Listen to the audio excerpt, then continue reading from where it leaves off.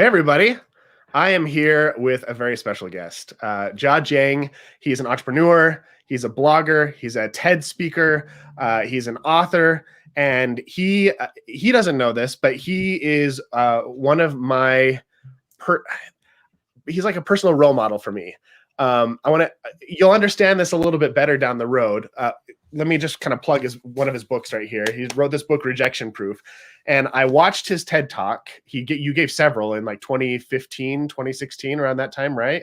2015, yeah. Yeah. And then I got your book, and I was so impressed with it that I started a rejection group with a group of friends. Wow. And we started sending each other's on missions to get rejected. And I can tell you more about that. I don't want to spoil anything, but you helped me redefine my relationship with rejection. And I know that there are a lot of people in my audience who really struggle with either a partner who's really sensitive to rejection and feels rejected at the turn of every, piece of feedback or criticism, or they themselves are really sensitive to rejection. And I can't think of anybody better on the planet to have on the show come and talk to us about the feelings of rejection and how we can overcome them. So I'm really, really grateful for you being willing to come spend some time talking to me about this super important topic.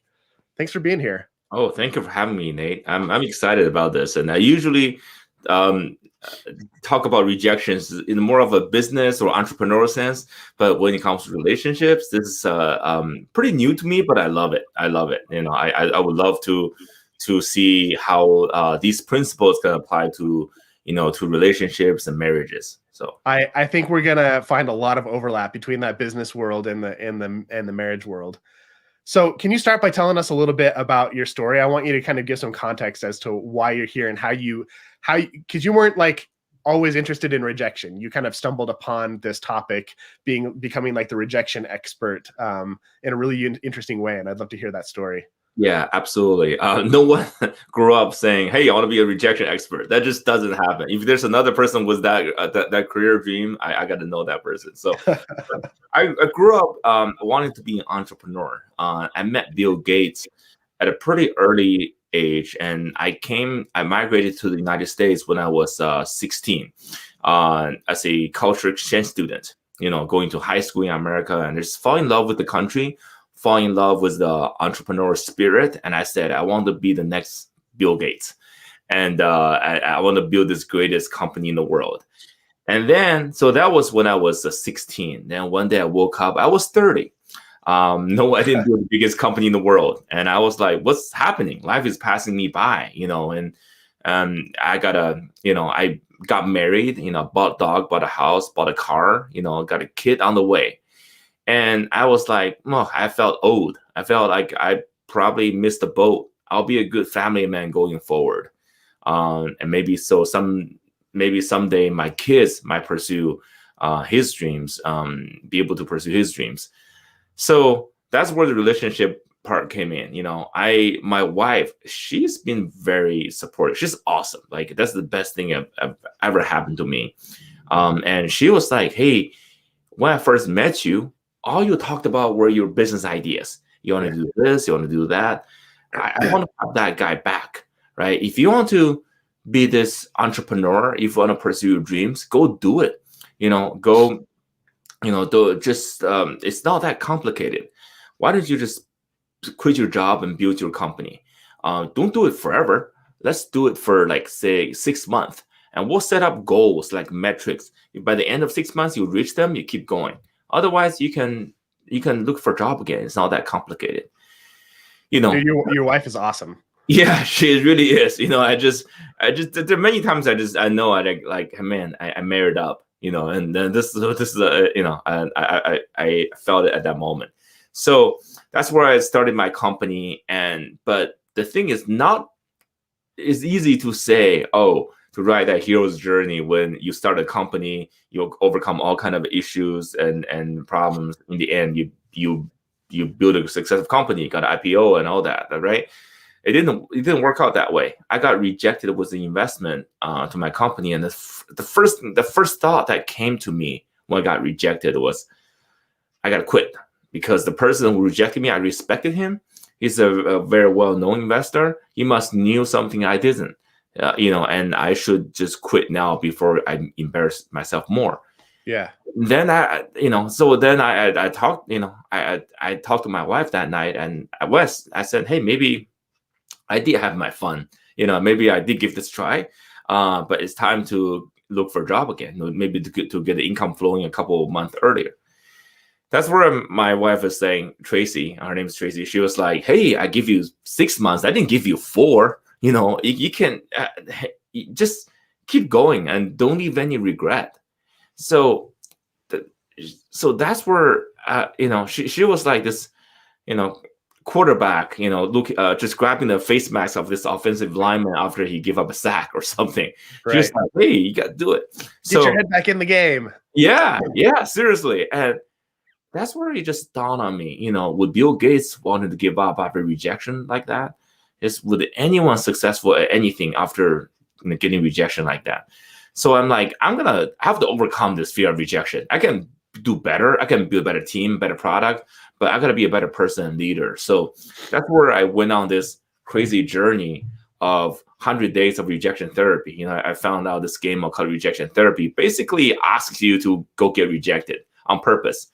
It give you it, and I'm like, okay, I'm gonna do this. So I set up to do 100 days, and I want to see if I can overdose on rejection. Overdose on rejection, I love it. Yeah. And if I can be some sort of I can be this tough guy, and so that's what I did. That's how I became this rejection guy.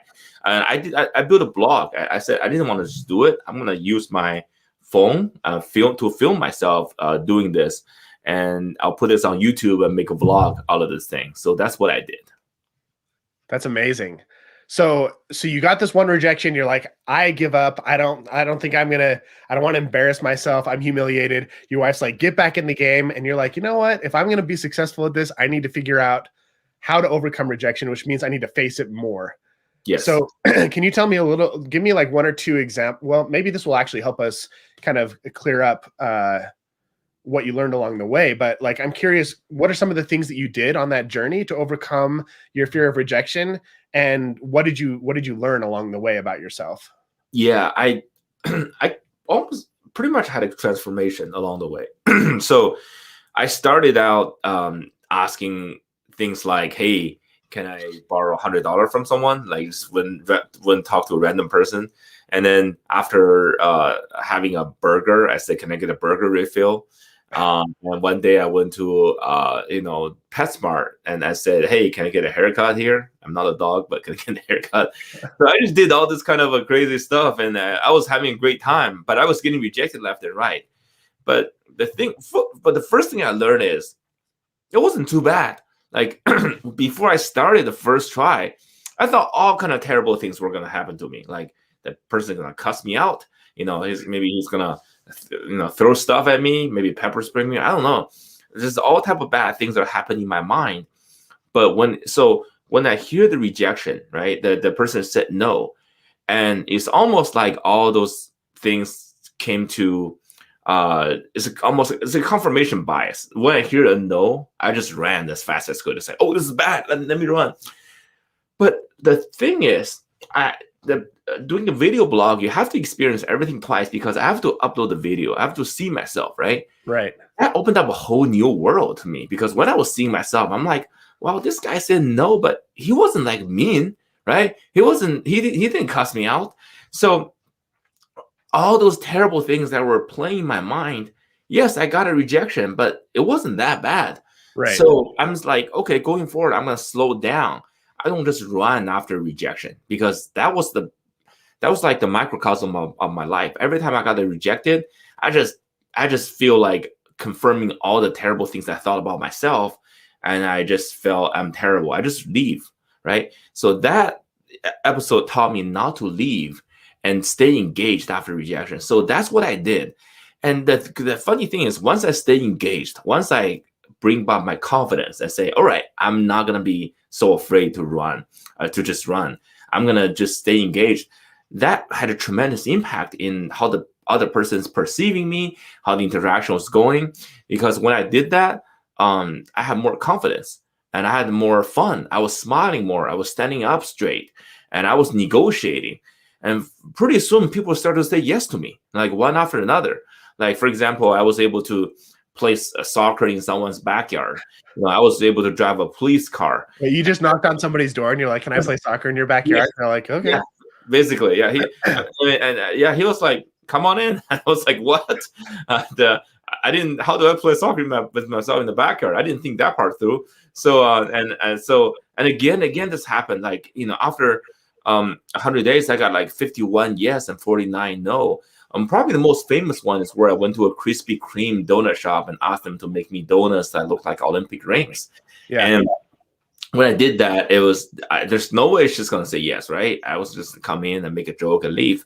But actually, she did. She took me so seriously, and 30 minutes later, there's a box of donuts that look like Olympic rings. It was amazing.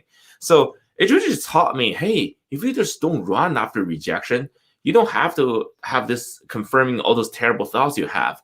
Stay engaged. There's a whole new world out there if you just don't run. So, okay, I love this story because there's so many lessons embedded in rejection. And sometimes we're so afraid or so resistant to the feelings or the stories that we've created in our head that aren't even true, that we never hang around enough to figure out like what's actually going on and why we're getting rejected.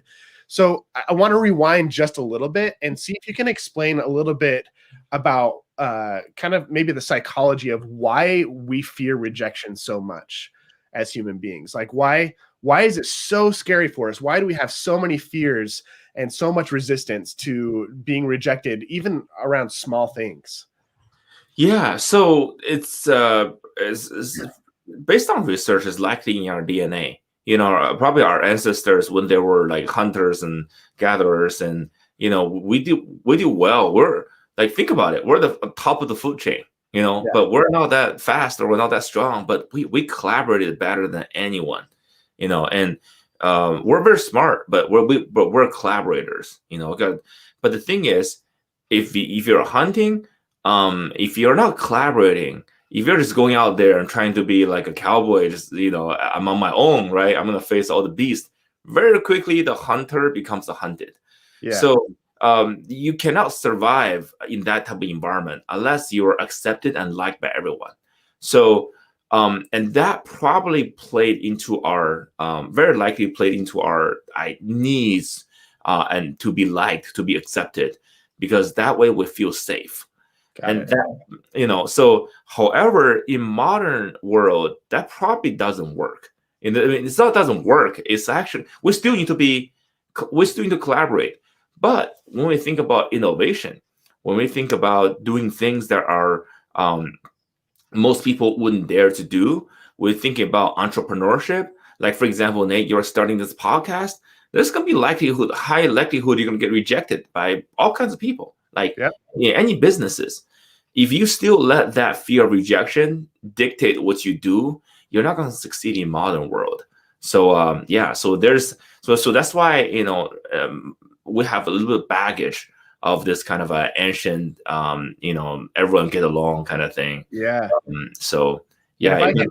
If I can tie this in a little bit more to marriage, because a lot of our audience is like that's kind of what it's centered around. I think one of the biggest fears that we have is being rejected by the person who we thought accepted us for exactly who we are. If there's one person in the world who's supposed to love you and accept you for exactly who you are, you hope it's the person that you chose to be with, your partner, and I think there's an inherent fear in your partner rejecting you. There might be a story. I think for most of us, there's a story of there's something wrong with me. Like that fear of being abandoned, that fear of being alone, that fear of this person is the person who committed to spend the rest of their life with me and love me through the good times and the bad. If they're rejecting me now, does that mean that I'm going to be alone? Am I broken? Am I not worthy of love? And all of these irrational fears start to cook up in our brain. And that can be a really scary thing. So I love that you talked about safety, because I think safety is a huge part of having a successful relationship. And that safety comes from the way we treat each other, but it also comes with being able to control the irrational stories that go on in our heads. If we're constantly telling ourselves that something terrible is going to happen and it's an unrealistic story that we're telling ourselves, we're not helping ourselves feel safe. So there's an element of personal responsibility in helping your partner feel safe and helping yourself feel safe in that relationship. Yeah, I feel that's really a self-fulfilling prophecy. If you feel that way, you act that way, right? And a lot of times when it comes to rejection, we think it's a binary. You either love me, accept me wholeheartedly without any conditions, or you have rejected me as a person. Right. It doesn't work that way, right? There's in business communication, right? We can come up with a deal, we can negotiate, or we can be like, hey, I like this part of the deal. Can we do the part I like and not do the part I don't like? Oh, that doesn't work. How about let's do a little bit give and take? How about you get something you want, I give something I want. In the end, we come with a business deal, right? And just because the person didn't like this part of the deal doesn't mean that person's hating on you. Doesn't mean like he's rejecting you or doesn't trust you. No, but when it comes to relationship, that conversation is so hard. It's so hard. It's almost like, oh, unless I say anything I do, everything I say is wholly accepted without any sort of argument. Otherwise, that means, wait, why didn't you love me? Why didn't you accept me? So no, it's a lot of times we have to take ourselves, our self-worth out of those type of negotiations or communications. In that way, we can be more open, be more straightforward talking about things at hand, right? So when both people take their kind of themselves, really the self-worth part out of this, to say, hey, let's come together and talk about come up with an agreement here. That's a much healthier communication than just a screaming match. So take yourself, stop taking rejection so personal.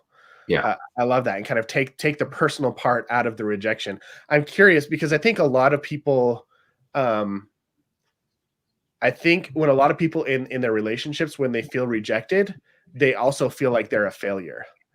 Can we talk a little bit about the difference between rejection and failure? Yeah, absolutely. I see rejection and failure in this way, right?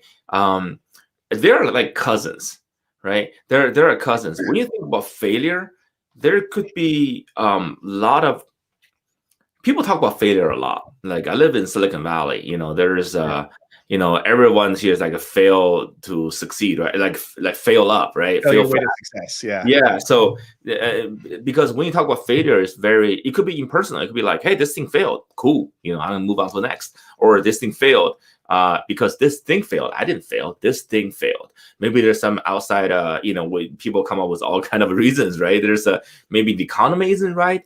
Maybe there's you can't find product market fit. Maybe you're ahead of your time, right? Maybe the execution wasn't right. So here in Silicon Valley, we can come all kind of terms to describe failure where you don't feel like you're a failure, right? Right. But when it comes to rejection, though, man, you got rejected. You are a failure. Yeah, not your business. You got rejected. And you present your idea. You pitched your idea. When it comes to relationship, when you get rejected, it's like, man, you feel like I'm not presenting a app here. I'm presenting myself to be your partner, and I get rejected. So people take that so personally. That's how I see why you see like a million books talking about failure. And it's like it's fun to talk about failure. Even there used to be a conference called a FailCon here in San Francisco for years, but there's no rejection con. Maybe I should start one. So. But when it comes to rejection, people take it way more seriously because that's about you. So when it comes to relationship, that's why people take it so personal, because you're like, you don't have an excuse, right? It's not like, hey, she didn't like my car, that's why the relationship didn't work. No, it's not like that. She didn't like you. Right? So there's that part. But what I'm saying is, there's a long way before. Maybe the relationship didn't work to say, maybe there's something didn't work. Maybe something should be worked out before she will reject you. So don't equate like a little bit of argument, a little bit of a thing, or even part of you. Maybe they're part of it. Maybe she likes everything about you, but maybe they're part of like, hey, you snore too much or whatever, right? Hey, work it out. work it out. People are malleable. Like that's why having this growth mindset is so important in marriage or relationship as well, right? Yeah. Hey, we can morph each other and form a more perfect union. It seems so political, but that's the truth. That's the goal. Yeah, I mean, the title of this podcast is The Growth Marriage, because that's what we believe in here, is like having that growth mindset. So I want to get a little bit more specific now. So let's pretend there's a couple, and whenever the words, "Hey, can we talk?" come up, one of the partners just goes, "Oh," and wants to like keel over and die, because anytime they get some feedback or criticism, they just feel completely rejected and overwhelmed. And their first instinct is to like, I'm not good enough. I'm a failure. I just, if I avoid this or stay away from it, or maybe escalate or distract or I want to do anything but confront this thing that my partner is trying to put in front of me. What are some things that both partners could do to maybe approach that rejection in a more productive way? Okay, so first of all, can we talk, right? That there are two layers of this. One is the words, can we talk? Another is what's happening after the talk, right? The word itself, there's nothing wrong. Can we talk? Actually, you should be talking like all the time. You should be communicating every day and let what other person know how you feel. But what end up happening is the second layer is what actually end up happening is criticism, right? Like something that doesn't work. You're like, hey, can you fix this? Or hey, it's not working out, right? So that's why when people, it's almost like the dog kind of experiment, right? If you ding, and then if you put a ding sound, then they give the dog food, the dog associate the sound with the food. The Pavlov dog, yeah. If you associate the word "can we talk" with what's going to be a nasty argument that comes with it, of course it's going to be a triggering word, right? So, but I say we should be talking all the time. So we should be talking when things are good, right? Not just like talking, hey, something is wrong. How about, can we talk? Cool. What's the good thing, right? Like you sit down, it's like, man, we had an amazing week, right? That was a great walk we did. Oh man, that date was awesome. Hey, I really like how you complimented me the other day. Wow, the other day I was really tired after dinner. You stepped up and did more work than you usually did, and I really appreciate that. What if we can associate those with the word "can we talk"? Right? Then you'll be like, can we talk? Yes. I've been waiting to talk for a long time. I need more praise, right? So we need to like talk more positively, and instead of just say, assume positivity, and then when something's bad, you mention. So that's one thing. A second thing is I want to talk to my wife. Like, we set up. Sorry. Whoops. My Siri is like, Siri is hearing something is that's great. It's my third person in my life or something. Your other wife. Yeah, I got a serious like I hear my talk and it's like, sorry, what are you saying? So we set up some sort of cadence. Like we talk like every week. In fact we talk every day. We after dinner we take a walk, right? We talk about all kind of things. But also we set up a cadence every week. We sit down. We're like, hey, can we, what has went well? What can we do better? And what about the kids? We got kids now, and what about my parents? My parents are staying with me, during the pandemics. So we talk about all kind of things. And when we do it in a very fun way. I try to come up with all kind of different ways. I try to do one day. I try to do a presentation. I try to do PowerPoints. Another day I was like, here's a spreadsheet and here's the pie chart. I do all kind of fun ways. So communication is actually really the key in relationships. And I found that what's hard, what's bad for a lot of relationships is you only communicate when things are bad, not when things are good. I love that advice, and that I think that helps lower criticism's like twin brother is defensiveness. Mm-hmm. And when you're anticipating criticism, your instinct is always going to be to put up your dukes and get ready for a fight and get defensive. And so oftentimes I think when somebody is really sensitive to rejection, they're a highly defensive person. Yeah. They're really good at Dr. John Gottman says there's kind of two types of defensiveness. One is called cross-complaining, where it always starts with, yeah, well, what about, they'll be like, well, you didn't help me with the dishes last night and you said you would. Well, yeah, well, what about the time that you didn't help me with the dishes? And it's like, that's one way of getting defensive. And then another way of being defensive is the innocent victim. And the innocent victim kind of curls up into a little ball and goes, it's always my fault. You're right. I'm just a failure. I'm just a bad husband. I'm just a terrible wife. And that's another way of getting defensive is playing this innocent victim who's just always the cause of everything bad. And I think those are kind of the two things that people who are super sensitive to rejection in a relationship oftentimes revert to. And so being able to condition your partner to not anticipate the rejection, their likelihood to slip into defensiveness is going to drop, and they'll welcome those conversations a lot more if we can have more positive conversations around gratitude and praise. Absolutely. The things, those two traits you mentioned, right? It happens almost in every marriage. Maybe it does, or every relationship. It doesn't happen all the time. But the good thing about this is, two parts. One is you have to communicate. Sometimes when you are having a good time, right? When you're having a great time, that's where you should mention, say, hey, and also don't start with the other person. Hey, you should work on this. Right. Your innocent victimness. Don't do that, right? But we're like, hey, how can we communicate better, right? Here's what's something I can do better. How about we can help each other do this? So like the thing you're doing, you kind of bring that out, right? You categorize those behaviors. You're like, hey, that's actually pretty normal. It happens to a lot of people. How about we both not fall victim to that trait, right? And then during good time, we can talk about it in a very you can categorize it in that way. It's like a rejection. That's why you talk. That's what I learned from rejection therapy is you take issues out of your person, right? You talk, even if that's your issue, even you like to play, innocent victim all the time. You don't have to be like, that's who you are. You are an innocent victim. You talk about this. Hey, there's a communication called issue or trait people use. It's called innocent victimhood. Right? We both fall part of it, right? How about we take this out of our relationship? So you put that as a third person rather than say you or me, right? Right. That's one thing. Another thing is, this you just need to praise each other more.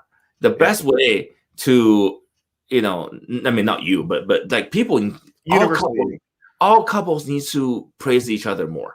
Like if you build each other up, if you feel like tons of praise are throwing left and right and sincerity, sometimes a little bit of or suggestions or criticisms is doable, it's takeable, because there are a lot of that emotional buildup in the positive buildup. So if there's a little bit of so build some cushion, even there's some sort of unpleasantness. Hey, you know what? You can take it.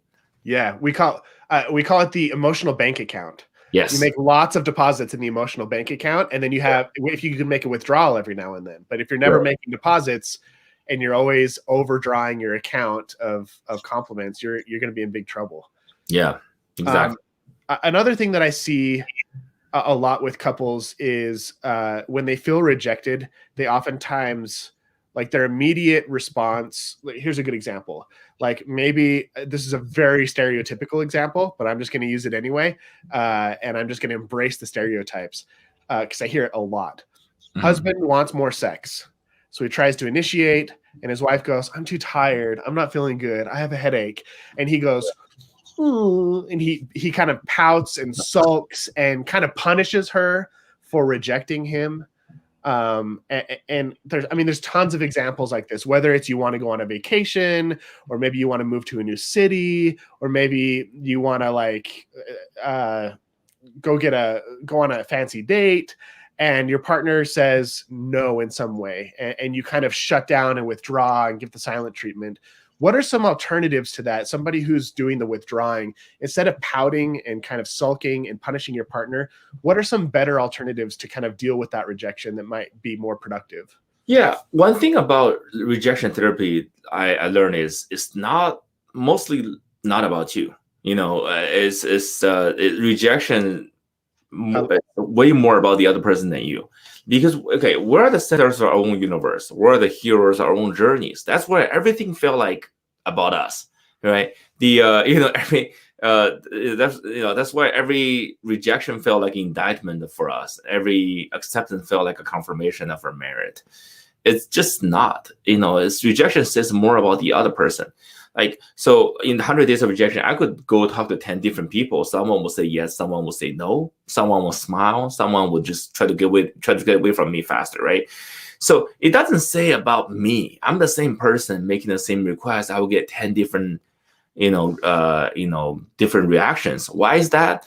Because that person something might happen to him or her the night before, or maybe it's a lifelong of understanding needs, prejudice, who knows, right? But it's not just about us. When it comes to relationships, the same thing. When the other person is tired, it doesn't mean, wow, she's not sexually attracted to me anymore. Right. It's not like, she's not faithful, or it's not like, hey, she's not, how about the vacation we said we're going to go? And it's not like, man, he's a liar. He said he's going to do this.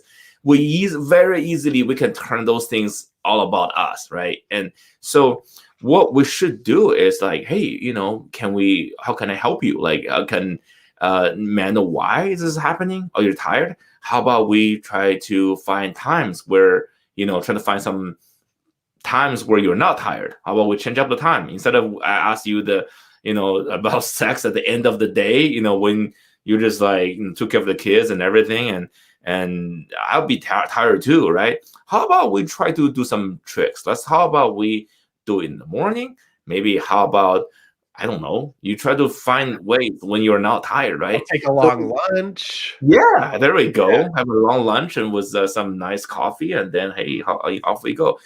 So there are all kind of ways where if you just take that out of your self-worth and think it's all about you, right? And then you can figure out ways to make it happen. Because in the end, most people like sex, like most people like vacations, right? Just because you got rejected this time, like actually something's going on with her, like she's tired, right? So figure out a way instead of trying to one up each other. Yeah, and in my house, we just went through something like this where my wife is like, I need a vacation. Like, I need to get away somewhere. Can we plan something? And I was like, I mean, I would love to get away too, but I just have a lot of things. Like, I have deadlines coming up and I have things that I need to work on. And she started to kind of feel a little rejected. And I saw it and I was like, no, this has nothing to do with me not wanting to go on vacation, but I just don't have the bandwidth to plan right now. If you can take the lead on planning, I'm ready to jump on board. And she's like, oh, cool. And so we had a little negotiation, and she was able to come up with like a couple different dates and a couple different locations. And now we're like trying to see if we can get something on the radar where we can, get out of the house a little bit, somewhere nice and safe and maybe a little warmer than the mountains of Utah. Yeah. So it's funny you mentioned that. So there's in the rejection therapy, 100 days of rejection therapy I did. One thing I found is when you got rejected, when you hear the word no, right? Don't just go into that mode of defensiveness or just what I call fight or flight, right? Uh-huh. You fight, you're like, man, you're bad. What's going on? I hate you. The flight is like you just shut down, right? You just leave. There's a lot of things that can come after that. Like what you did there. It's like you made a compromise. You asked for something else, right? Like one of these 100 days, I went to a hotel in Austin. I asked them to say, can I get a free night here? And she said no, right? And then, the front desk lady said no. And I said, hey, can I take a nap in one of your rooms? I want to try out your mattress. She said, sure. So she sent the bellman with me. So I took a nap in one of their mattresses. That's amazing. But the thing is, I got a yes because I asked for something big. I got rejected. I didn't just right away give up. I said, hey, let's get something else. How about this? So when I'm showing I'm compromising, usually the other person want to return in kind, right? Yeah. And so in this way, she, she got, she asked for something, right? And instead of just saying it's either this or that, you plan the whole thing or nothing. But you find a compromise. Yeah. So there's always some back to fall back on. So in this case, maybe she could ask us to say, "Hey, how can can we do this?" How Right? can we make this happen? Yeah. Yeah. So Um, this your hotel example reminded me of another story that I've heard you share. I can't remember if it was in your book or in a talk, but you went to somebody's house and asked if you could plant flower in their backyard or something. yeah, yeah. As I want to plant from a flower in someone's backyard. The guy opened the door and he said no, right? But instead of leaving, I just asked him why, and and he's like, I got a dog and I don't can I can let people in, or the dog would dig up things and put in the backyard. But hey, what you're doing is really cool. Like, is this some sort of a making people happy thing? If you want to do this, why don't you go talk to Connie and across street? She's my neighbor. She loves flowers. I got so excited because I just got a referral, and Yeah. so I went across street and knocked on Connie's door and got it. And I just then I planted this flower in Connie's backyard. Well, the thing about this story is, if I just left, if I just didn't ask why, if I just like heard the word no and just left, fight or flight, I would have thought he didn't like me, he didn't trust me, I didn't dress up well, maybe I didn't speak clearly, was that my English? Like, I could have come up with all kind of crazy reasons, right? Right. And then maybe there's some even reasonable assumptions, but they were all wrong. The guy liked me enough to offer me that referral because I stay calm and try to figure out why. So a lot of times, just don't take rejection as on the surface. There's some deeper reasons sometimes. And Right. sometimes the other person might not tell you why right away. You got to do a little bit of digging. So so that's that. It pays to actually stay engaged after rejection and don't take it personally and find out why. So if there's one big piece of advice that I would have for people after listening to you talk about this stuff, it's when you feel rejected and you feel that desire that you start to get pulled into the fight or flight. I'm going to either shut down or I'm going to attack my partner and tell them all the reasons why they're being a jerk or why they're hurting our relationship and being unrealistic or unreasonable or whatever. Like, take a deep breath, stay in it, ask why, get curious. Don't just run away. Like, there's a lot more to be understood, and most likely the story you're making up in your head is exaggerated and untrue. And if you're willing to stay in the conversation, oftentimes you can find different solutions. You'll find that the story you have in your head about you being rejected is often untrue, or at least not fully true. And you'll be able to really reach an awesome compromise. So that's really powerful. So ask for compromise. Ask for ask for things like, hey, if you can do this, can you do that? Right? That's a very natural thing to do if you don't get angry. The problem with relationship is in a business transaction, we're like repeat customers. Right, like you have a relationship with a client or with a supplier for a long, long time, right? You have to do this over and over again. After a while, you start annoying each other because, what happened in the past might start to build up. Because, for example, someone rejected you, like I say in a business relationship, right? Yeah. Next time you do it, or maybe you get accepted the third time, but the fourth time, maybe you got it on the first transaction, you got rejected again. You started. That first interaction did not go away. You started to pull the memory from your past, right? So and you start be like, oh, is that because of this? Is that because in the first meeting I said this? Maybe the guy didn't like me, right? In a relationship, it just builds up constantly, especially as emotional. You remember what happened last week or a couple months ago. This time you had a little bit of rejection or whatever, maybe a little argument. You started pulling those things back. But the thing is, we should treat each conversation as independent. We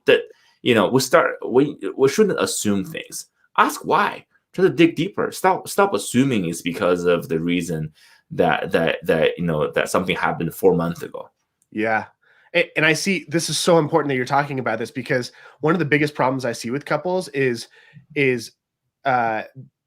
something happens in the relationship and somebody feels rejected and they retreat, they pout, they punish their partner, and they never talk about it. And then the behavior becomes the norm. Like maybe their partner used kind of a condescending tone of voice, or maybe their partner has like stopped kissing them as much as they used to, or holding their hands, like giving them as much physical affection, or maybe they're not going on date nights anymore. And then the more they pout or the more they withdraw, or the more that they try and like punish their partner for doing those things that are inappropriate, the less their partner wants to kiss them and spend time with them and ask them on dates and romance them.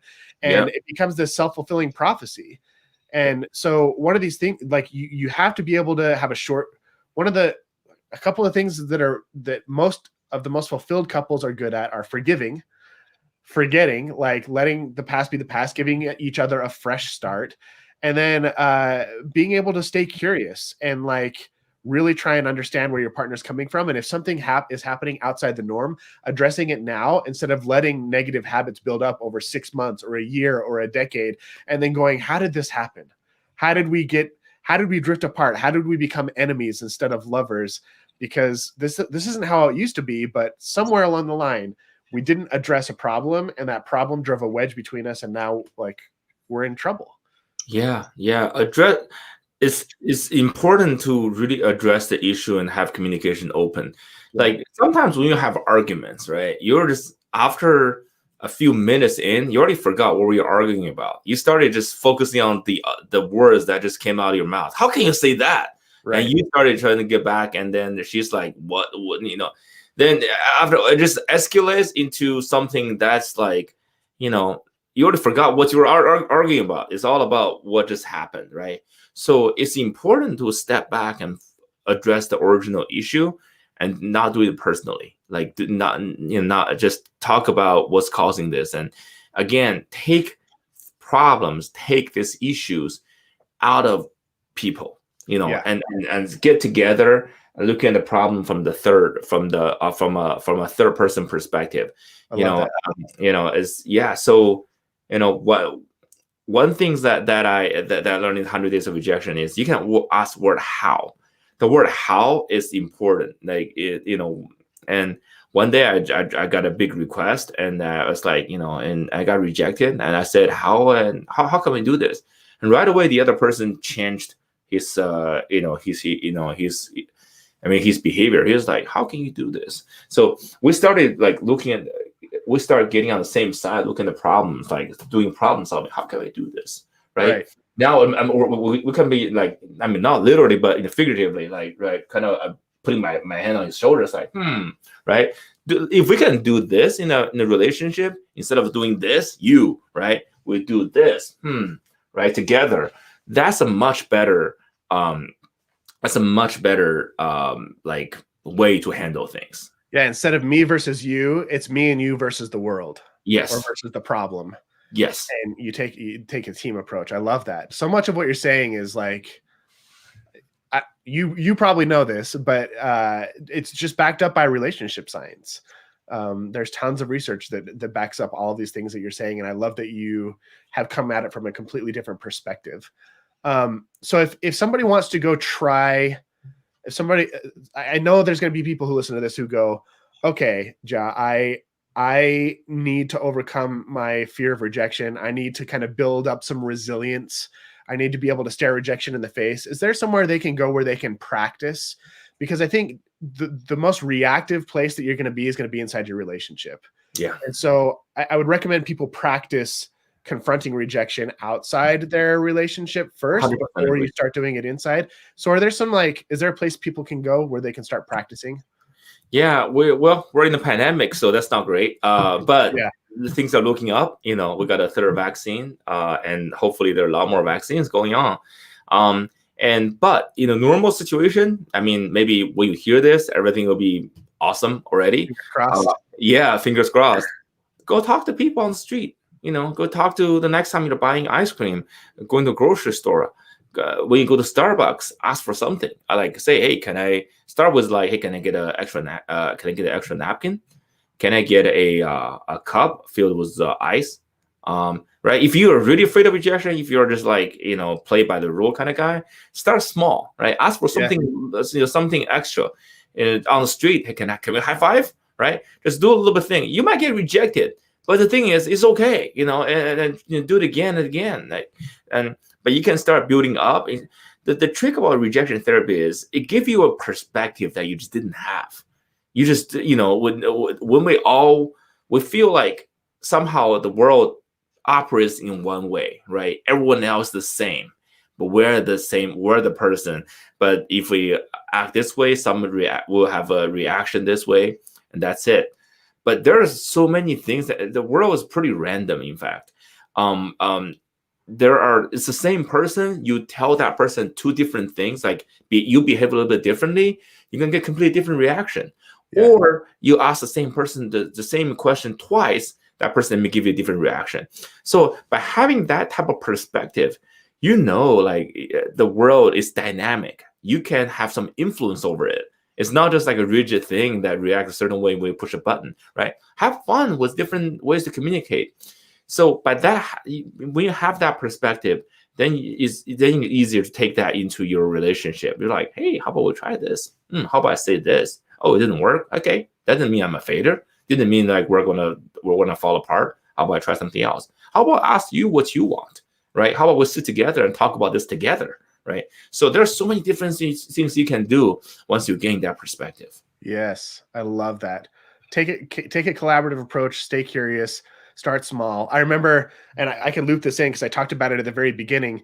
After reading your book and watching your talks, I got together with a group of friends. There was like 4 or 5 of us on a group text, and we started a rejection group because we realized we needed to like change where we were stuck, all of us in different areas of our life. And we started sending each other on like daily rejection missions. And I remember how scary it was, like how terrifying it felt. Like there was one where we all had to go to like a restaurant and we had to ask for I think you might have started this one. I might have stolen this one from you, but ask for the good guy discount. Yeah. Did you come up with that, or did I can't remember, but I did that. Can I get? Yeah. Can I get? So we all went in, and like I was surprised at how many of us got like 10% off our meal, or 15% off of our meal, or a free dessert. And I was like, oh my gosh, this is crazy. And then I was single at the time, and I remember, like I'd be with a buddy, and he'd be like, okay, rejection therapy, go talk to that girl, and I'd be like, oh. And there's one in particular that just mortified me. I was in Las Vegas at the time, and I was walking through a casino, and I told my friends where I was at, and they said, okay, you need to walk up to somebody at a slot machine and you need to ask them if you can pull the handle for them. Oh, and if you know people in Vegas who are on the slot machines, like they get into a rhythm, they're very superstitious. And I paced back and forth in that pit for like, I don't know, almost a solid hour, sick to my stomach, until I finally dared walk up to a guy and be like, hey, can I pull that? And he's like, yeah, man, go ahead. And I pulled it, and I walked away, and I was like sweating. But I realized I had fabricated so many scary things in my head. And so I love this idea. I love the idea of even maybe partnering up with your partner and saying, I realize that I have an aversion to rejection. So can we do rejection therapy together, where we both go out and face rejection head on, and we can send each other on missions. And so it's not you facing your partner rejecting you, but it's you and your partner, you and your partner facing rejection in the world. That'd be like it could be a cool, fun thing to do together as a couple. That is so awesome you did that. Like, that's so awesome. Like the pulling the slot machine, that's really cool. It's funny that when you mentioned this, like, that was a lot of assumptions being made, right? People getting the rhythm, doing this. You don't know that. You're just coming up with a reason not to do it, right? It's like, man, the person, I'm in a rhythm here. They're not shooting free throws. They're not doing ballets. They're just running this, right? A lot of people, okay, so things like this is you can just walk up and say, hey, are you getting any luck, right? Are you doing good? And like, I'm, okay. What? Hey, can we change up the rhythm? Can I help you with one? If you, something like that, right? Right. So what happens again that we come up with reasons that we shouldn't do this, that those reasons are not even real, But I'm so glad you did it. I'm so glad you did it. And you can do this with your partner. Like a fun game is like you and your partner in marriage or in a relationship. You sit down and say, hey, how about we challenge each other, right? Maybe next time we have an argument, how about we try this, right? How about my challenge is I don't like I don't right away punish, right? Or I don't right away try to one up you on you. Right. Your thing is stop playing the the victim, in like the blameless victim or innocent victim, right? Yeah. So if you talk about those things on the side and when you start doing challenges, you can have a lot of fun with that. I love that, man. Brilliant. So, okay, before we move on to anything else, I want to know if you have anything to say about rejection therapy before we take the next step and tell people about what you're working on now. No, I mean just don't just the world is so dynamic. There's a lot of fun out there. There's a lot of opportunities out there. If you just don't let fear be the first thing in your mind. Don't let the terrible things you have in your mind to be the first reaction you have. Like, go beyond that. Just be a little bit uncomfortable at the time, just a little bit. You get there's a whole new world out there. Feel the fear and do it anyway. Yeah, it's a great way to develop courage and resilience. Yep. Yeah, exactly. So now I know you've got a couple other projects you're working on. I know you're tracking your New Year's resolutions. Yes. Yeah. I looked at your spreadsheet this week, and no. I'm on a low right now, but I'm coming back. Yeah, that's all right. I'm going to send you some encouragement. Okay, all right. Give you a boost. But what else you have going on that might be of interest to everybody listening right now? Yeah, so my New Year had two projects. One is, as you mentioned, I'm trying to crack the New Year resolution. I had a big resolution. I use a spreadsheet and try to have all the input goals rather than output goals. Instead of saying making money, instead of saying I want to be a better dad, I'm like I'm gonna spend 1,000 hours doing creative writing this year. I'm gonna spend like 500 hours with my kids this year. So I have all these goals, like to the input goals where I track every day. So I know by the end of the year, if I meet those goals, I would be very successful, and I don't track the outcome will be great. So I'm trying to crack New Year resolutions. The other project I have is a passion project of mine. It's called a Love Investor. So that sounds right up my alley. Yeah. You guys were loving it. So let's hear about it. Love Investor.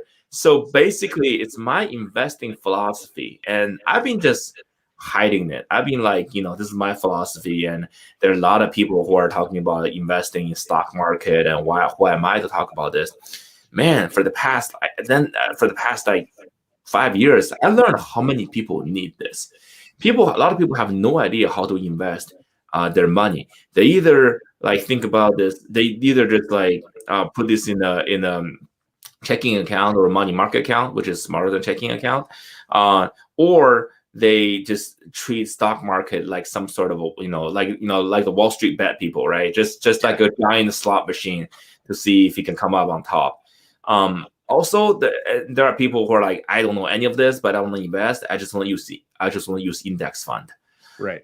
But I discovered a way where you can align your loves, like what you love in the world, like the companies you love, with your investment, and it has served me really well for the past like 10 years. I was able to beat the S&P 500 like 2.5 times when it comes to returns. Wow. which is pretty insane. I'm not some sort of hedge fund. I don't have like a lot of math, kind of a lot, like a lot of math background, even though it's hard to believe, I know. But right. What I focused on is how to align what you like, right? What are the companies that you love, that whose product and services that you cannot live with? I mean, if they go away, you're gonna have a little bit of trouble to, it's like, oh man, you're gonna have emotional involvement with those companies. Invest in those companies. Usually, if you love those companies, there are millions of other people love those companies, and the company whose product and services are attracted to people like you, that's the number one indication that it's a great investment. So that's what I'm teaching right now. It's called a Love Investor. So if you're interested, go to rejectiontherapy.com. You can find that section called Love Investor. Dude, I'm so grateful that you went on this journey, because I feel like not only what I've been able to learn from you and what you were able to learn for yourself about rejection and about persevering and getting curious and staying present and not going into fight or flight, like not only has that helped tons of people, but I think it's also opened the door for these other projects for you to work on. Yes. And I don't know I think it's cool to think about that. I don't know if you'd be working on this Love Investor project if it hadn't been for the rejection therapy stuff. And it's kind of cool how like one chapter of your life, if you approach it the right way, can open the door for other really cool projects and other cool chapters. So yeah, what taught me is stop worrying about what other people like. I mean, do worry about it, but start with what you love. right. Start with your problem. Start with like, your journey. And if people resonate, people will follow. And yeah, so have fun. Like, whatever you're doing, I'm sure you're having a lot of fun with this podcast, but whatever your venture you're doing, to the listeners out there, you gotta have fun, right? If you feel like you're just grinding and just trying to push through the bad part, so maybe someday the good part might come, it's never gonna, the good part will never come.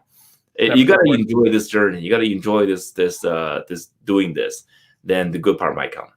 Well, dude, thank you so much for your time and for sharing your story. My hope is that I know it's going to inspire some people to approach things a little bit differently. And maybe we'll even start in our little group, a little rejection therapy challenge, and see if we can get people to be a little bit more resilient. So awesome.